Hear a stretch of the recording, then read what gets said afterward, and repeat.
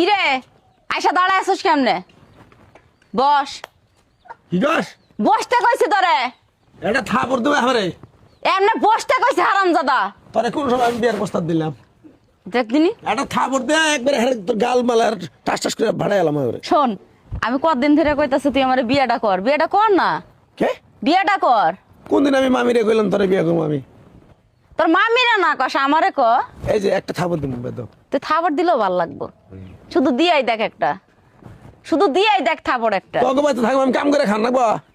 তো কাম করে খাবি না তো কি করবি? মামির বাড়ি আইছি মামার বাড়ি আইছি আমি কাম করে খামু। টয়লেট টয়লেট ঢুকা যা।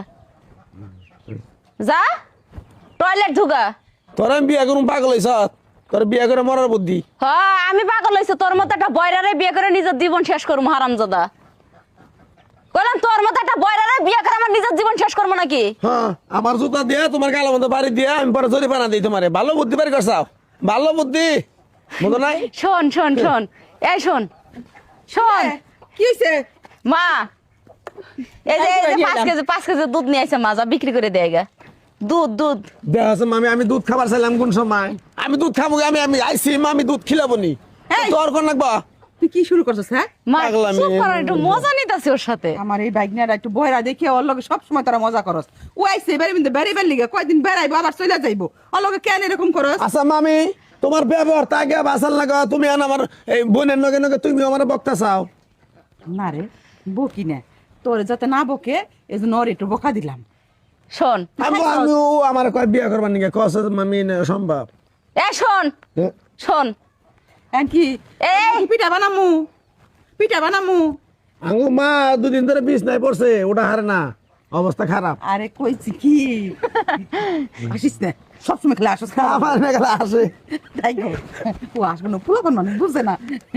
তুই মন আইসা তামগো বাড়ির মধ্যে কটা পিঠা পুটা বানাই দেবো, তোর মাল লিগা বাড়ির মধ্যে নিয়ে যাইবি বুঝছস।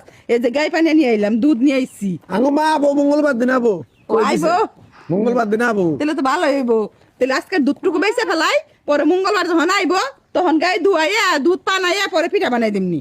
আচ্ছা মা একটা কথা কত, কি? ও বয়রা হয়েছে এত বয়রা হয়েছে, মানুষ একটা কথা কইলেও কি বুঝে না?